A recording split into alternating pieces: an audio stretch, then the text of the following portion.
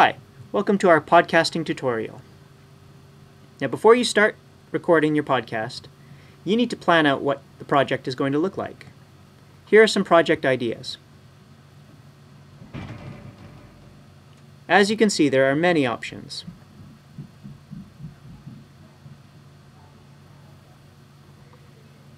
To launch GarageBand, click on the icon on the dock.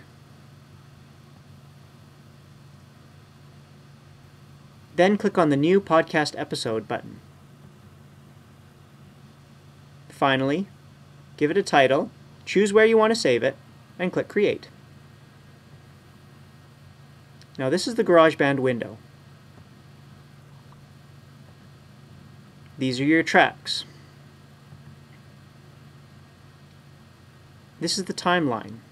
This is where you're going to be adding audio clips. This is the media browser. These are the controls. There's a record button, rewind button, play button, and a repeat button. These buttons can hide and reveal different panels, like the loop browser or the track info panel.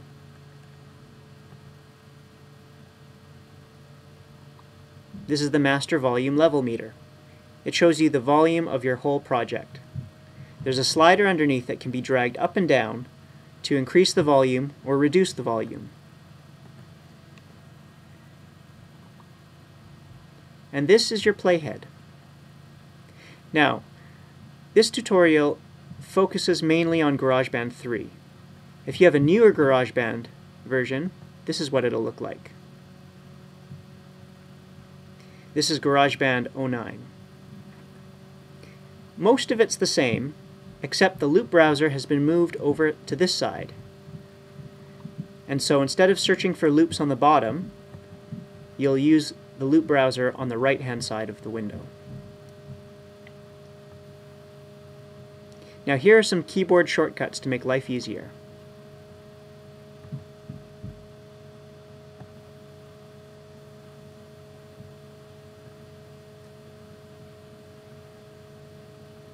I highly recommend using these shortcuts. Editing will go by a lot faster.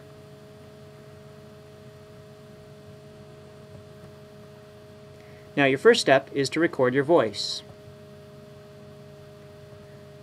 Select the track that you want to record to, and then click on the record button or hit R on the keyboard. Hit the spacebar to stop recording.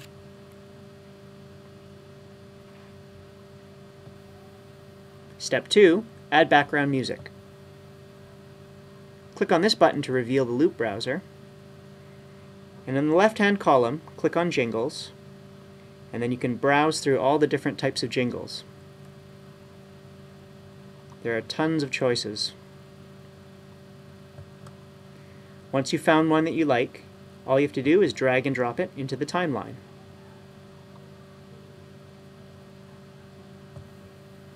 Step 3. Add sound effects.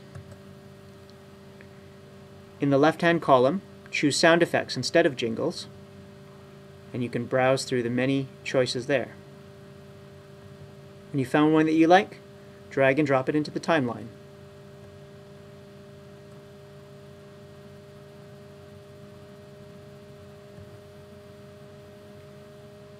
Now we're going to edit our audio clips. You can cut, copy, and paste just as you would if you were working with text in a word processor. Use the Edit menu or use the keyboard shortcuts.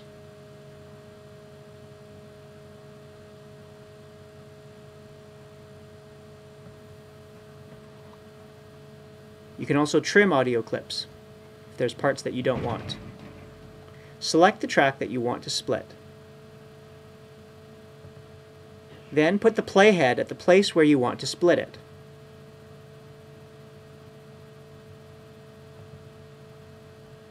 Next, choose Split from the Edit menu or press Command T.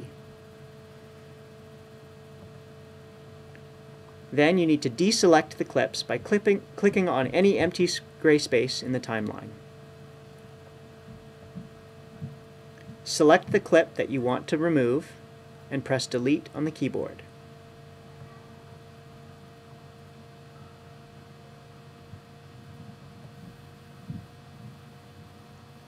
This is how you repeat an audio clip. If you hover your mouse over the top right corner of an audio clip, you'll notice that you'll get a little repeating icon. Drag this corner to repeat the clip. Here's an example.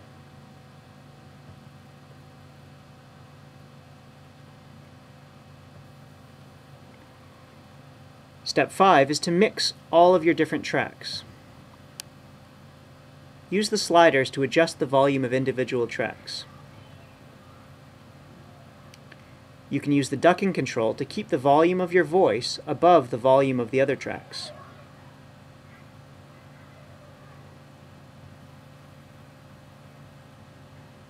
Keep an eye out for clipping. The red dots beside the level meter will tell you when your volume is too high.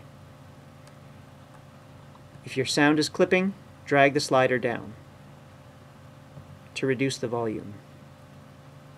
Also, watch out for clipping on the master volume level meter.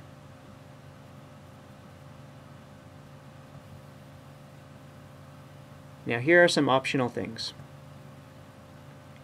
If you'd like to make an enhanced podcast, you can add images to the podcast track, which is the top track.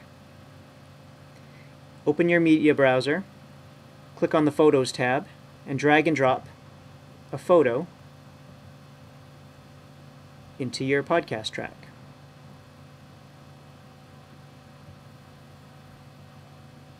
You can also add effects to your audio tracks by selecting a track and clicking on the Track Info button. This will reveal a panel that gives you many options.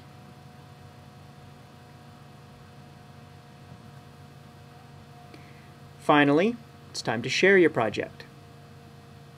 When your podcast is complete, go under the Share menu and select Send Podcast to iTunes. It will export your project to an audio file. From there, you can burn it, embed it, or upload it. So in iTunes, you can burn it to a CD. You can also embed it on your first-class website. Or if you use iWeb to make websites, you can embed it into your iWeb website. Another easy way of sharing it is to upload your podcast to podbean.com. Accounts are free, and it's a great way of sharing your work. You can create a class website and upload all of the podcasts to it. The other option is to upload it to Podcast Producer if you have a Mac OS X server. You need Mac OS X Leopard or Mac OS X Snow Leopard in order to upload it to Podcast Producer. So there are your options. Happy podcasting!